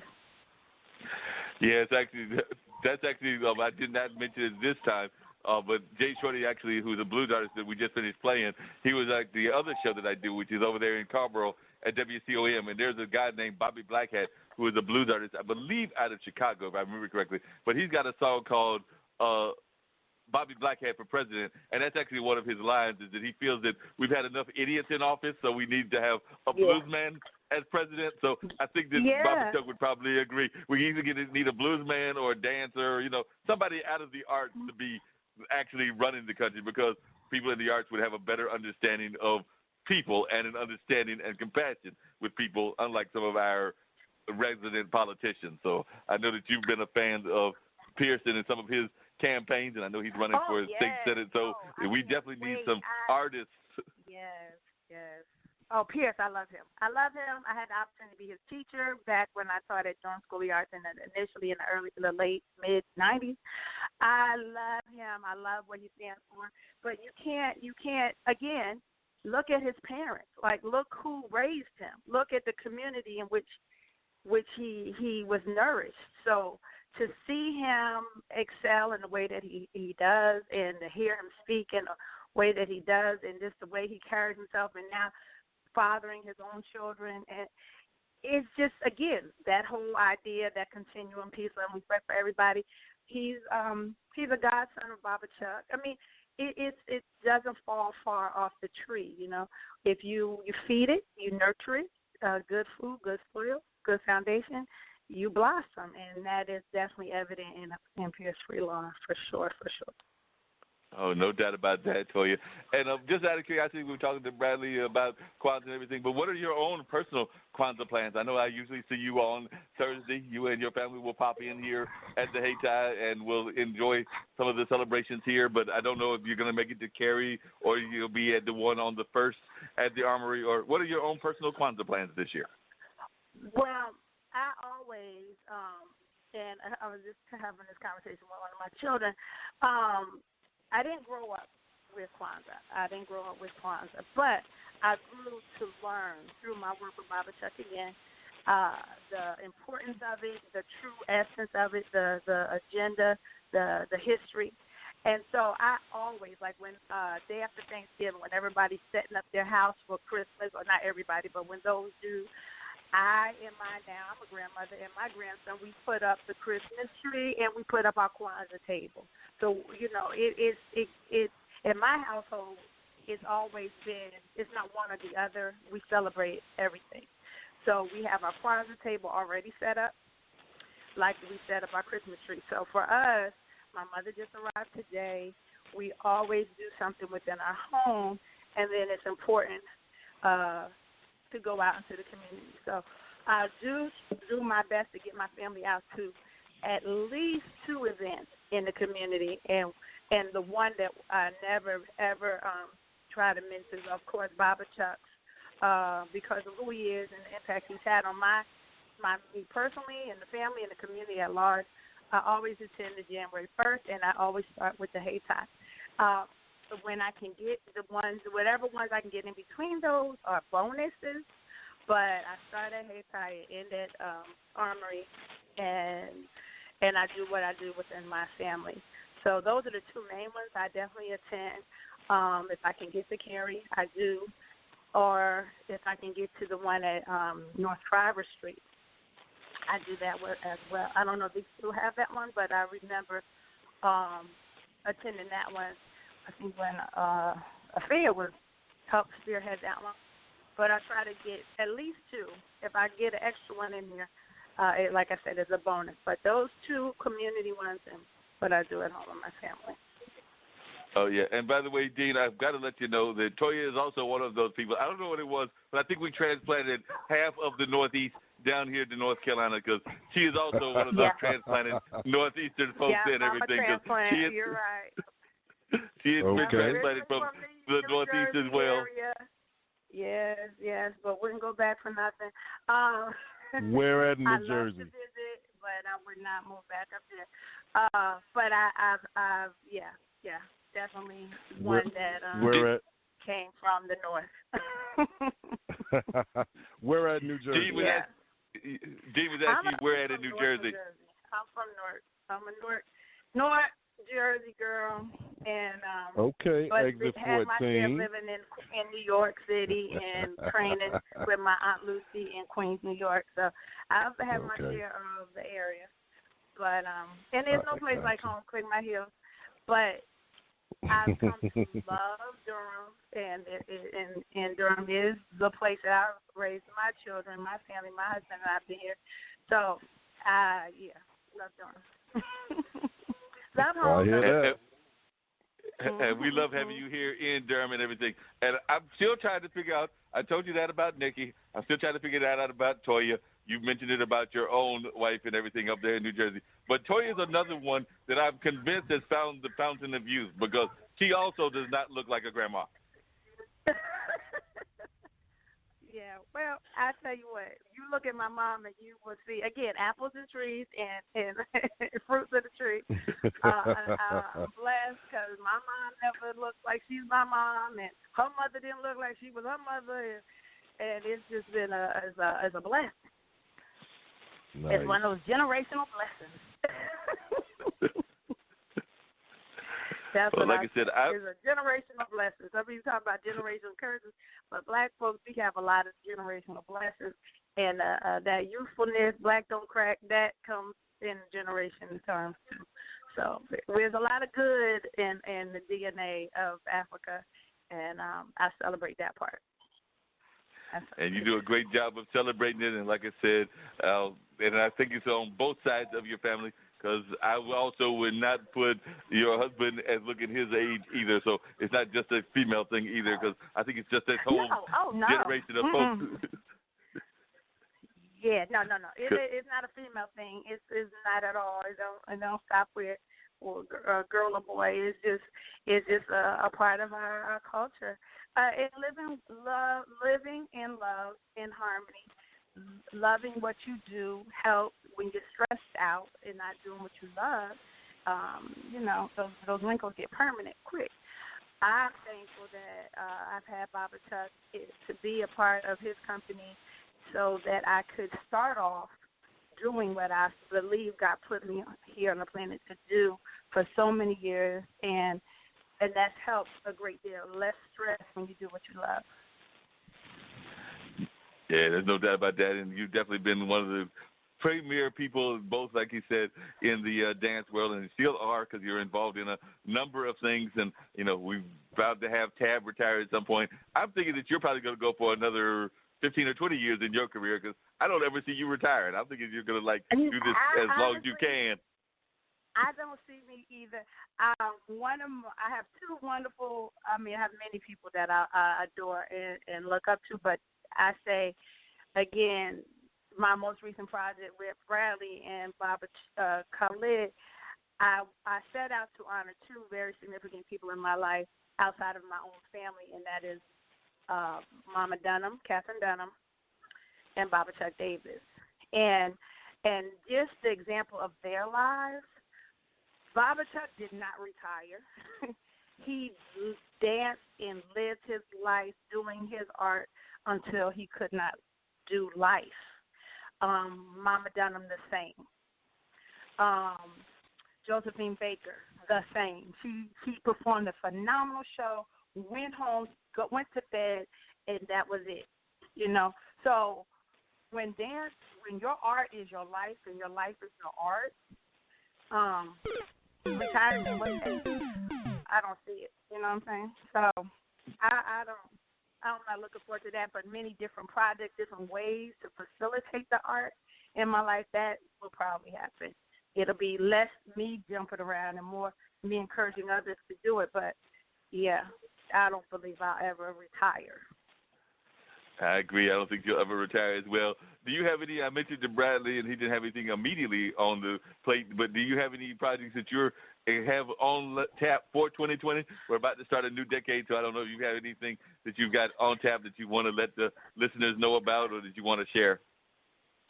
Oh, yeah, I got a lot of projects coming up. Well, one, like I said, on January 1st, I'll be at Kwanzaa, and we're honoring our dearly, most recent departed brother Hashim, along with some other of our AABE family that has passed. So that's January 1st. But I will also be at Hayti. My kids at Art Harris will be premiering in women's work that is facilitated and presented by Andrea Woods. That project she's enlisted us to participate in, and that, I believe, will be held at Hayti in March. We have the different things that we have going on. EOE, I'm a part of that, and that's by Durham Public Schools. So, yes, we do things for the arts and education. I'm lead dance teacher for Durham Public Schools currently, and I do my best to keep arts alive for children and from elementary through 12th grade. So we have EOE coming up in February, and that's at DPAC, but that is actually a fundraising event for scholarships so that our high school students can get some funding to help them with their college education. So those you can find out more about that on DPAC website, and you can also go to Durham Public Schools website. That happens February 21st. So while we're in the spirit of Kwanzaa and the spirit of the holiday, really pave way for these young people. When you buy your ticket for this event, you're not just buying the ticket to sit down and watch a great show, but you're buying a ticket that's making an investment to a life of a child pursuing a college degree. And that is a gift that keeps giving. And so I encourage people to look out for that and support those who are making that effort. I support these kids who are trying to make their way in life. Definitely. And I know one of the things that I'd asked Bradley, did not get a chance to ask Nikki, is I'm good friends with Monica and some of the other people, Monet, that have been pushing for that funding for some of our artists that are not tied into institutions like schools and major organizations. And I was just wondering if you've been following that presentations in front of the City Hall, and what are some of your thoughts on this effort to try to get some more funding for some of our more grassroots artists? Well, I've not been aware of it, but until you made it brought to my attention and listened to your show this evening, so I will become more aware and be very active in that, because I started off as an artist, a teaching artist, like, again, working with Baba Chuck. I totally agree with that movement and definitely believe it should be supported, because arts are a part of life. Art is the heartbeat of heart, and it is a hard work and a necessary work. Every culture on the planet, art is a vital part of life. And when we don't have the art, life becomes despair. Art inspires, it creates, it cultivates, it's necessary. It's not the icing on the cake. It is the main ingredient of the cake.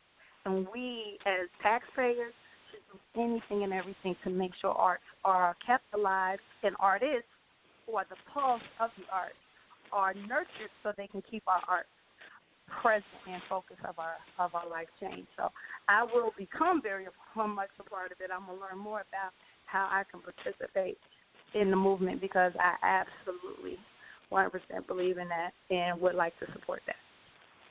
Definitely, and you're right.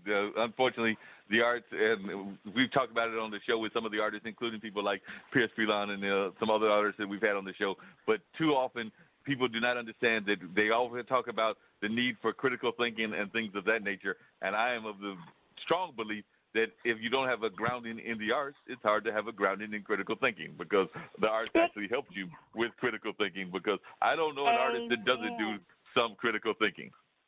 Hey, what are you saying? Like, if you look up Common Core, North Carolina Common Core standards. All right, I'm a teacher, right? North Carolina Common Core curriculum in dance, critical thinking is a major component. And 21st century thinking, the 21st century, Bloom's taxonomy is all about critical thinking. So how can you have it? How can you talk about it on one side of your neck? Here I go be in Jersey now. You're talking from one side of your neck, you got to, don't talk out both sides of your neck. You better listen from both sides of your head to what you're saying and implement what works. The arts has critical thinking, community building, innovation, entrepreneurship, all of these things that we push and expect our 21st century citizens to excel in. Arts already embeds that. So how could you have that and want that and not have the arts? Why STEAM is not more promoted than STEM, I don't get. But like I said, my birth parents are L. Jules Carroll and Arthur James Lewis. My dance parents is Barbara Chuck Davis and Catherine Dunham. All of my parents agree that art and activism work hand in hand. I was a baby with my mom on her hip at a civil rights movement with my father, and so dressed to the nines, okay? I was in elementary school or middle school on the bus to D.C. I learned the Stevie Wonder birthday song, Marching on Washington, with my mom and my brother to help make Martin Luther King's birthday a national holiday. You can't be an artist and not be politically aware, and not be responsible. It comes hand in hand. Art, life, politics, it's all one thing to me. And so we should be out there. And seeing Pierce Freelong running for Senate is even a manifestation of what I'm saying. Artists for life will involve itself with all parts of life. So we have to get on there and get in it. Because the politicians, they don't know. They're doing this and talking sound bites, and they're talking, but then, like I said, both sides of the neck, they're not listening on both sides of their head. They're not listening to what they're talking about, and it just shows they don't know much about the arts. It's not for the affluent. Art is the fluid of life. No doubt about that, and it's very much true. Everything you said is very true. The arts is just a vital part of life and activism. As you were saying that thing about being there, doing that kind of civil rights stuff as a youngster, I was actually thinking about something that I've reflected on this show because I can relate to that. Both of my parents were involved in civil rights when I was young, and my brother was literally, as Mom liked to say, on October 25th, I believe, is when they dedicated the Malcolm X school here in Durham. And Mom was having Malik, my younger brother. So she got rushed from Durham to Raleigh, where he was born and where I believe we were living at that time. So she actually missed the dedication because she was having my younger brother. So 7 years after I was born, Malik was born literally the day after the Malcolm X school had been dedicated, because I believe that dedication was on October 25th, and Malik's birthday is October 26th. So sometimes if you hear people talking about there was a woman pregnant at the dedication, that was my mother, Valeria Lee, having Malik at that time, getting rushed off to, and then they had the center for a few years. It went to Greensboro eventually, and then eventually closed. Did not have a long life, but as you know, my mom has had a long career, as has my dad, in the various things that they've been involved in, whether it's civil rights, whether it's her work in philanthropy and nonprofit work, or whether it's his work in the arts himself. So and a teacher. So definitely they've been involved and have passed that on to me and my younger brother. And like I said, I don't have any, but I know Malik is trying to pass it on to some degree to my nephews, and I'm trying to pass it on to friends and family that have kids. So pass it on to their kids. So we are definitely continuing that legacy. Exactly. And I've got a blessing to work with your brother Malik when we both work with Mama Nayo on her project, the Mickey Center. So your mom did an excellent job with you too, both of you.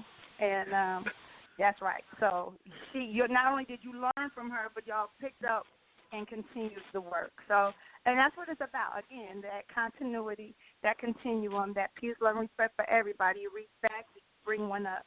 with you to the next level. And that's how we'll keep these things fluent in our community and make it happen so that we can eradicate some of these issues that present themselves. Exactly. And Dean just let me know we were wrapping it up, so I do want to wrap up the show. Thank you for calling in, Toya. Was glad to have Bradley and Nikki as well. Hopefully you'll be paying attention as we continue these great shows. As a matter of fact, on the 6th, we're going to have my longtime friend John Shane, who is a longtime blues artist. He'll be a guest. And then on the 13th, I'm trying to get Mark Anthony Middleton, so I think that's pretty much been confirmed, one of our Durham City Council people on the show. And then on the 20th, we're going to have a bunch of entrepreneurs that have been here doing events at Hayti.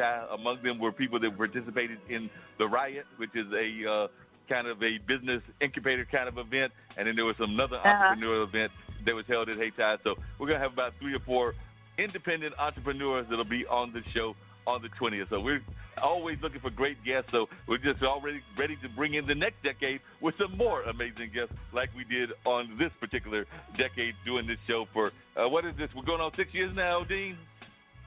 Next year will be 6 years. Awesome. That's awesome. Well, continue to do what you do. I appreciate you, respect you, and adore your work, and it's so necessary in our community.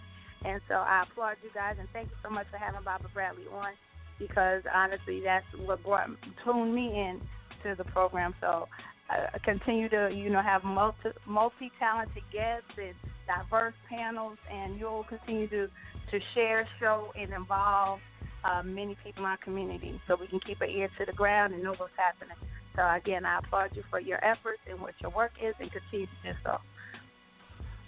Thank you, Toya. Definitely appreciate having you on, in addition to Bradley Simmons and Nikki Hall, who are all amazing, talented individuals.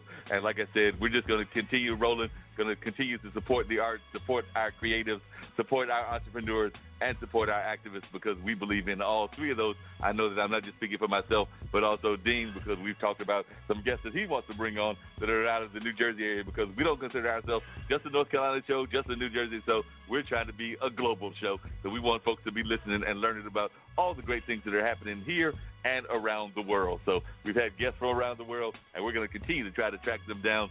I've already talked to some folks from overseas about being on the show as well. So we've got some great guests that have lined up for 2020, and whether it's me or Dean, we're keeping our eyes on the ground to find even more exciting guests to keep you, the listeners, informed.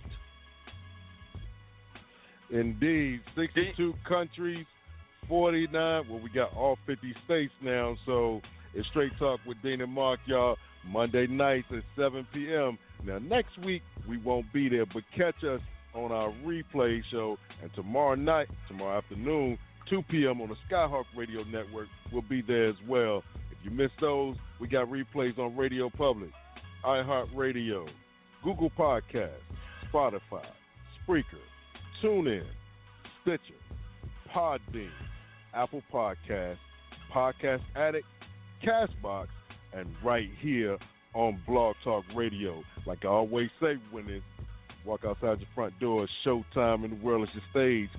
Just make sure that people are not watching the rehearsal. With that being said, for Mark Lee, it's the 6-man Dean Geronimo. Merry Christmas. Happy New Year. We will see y'all in the new decade.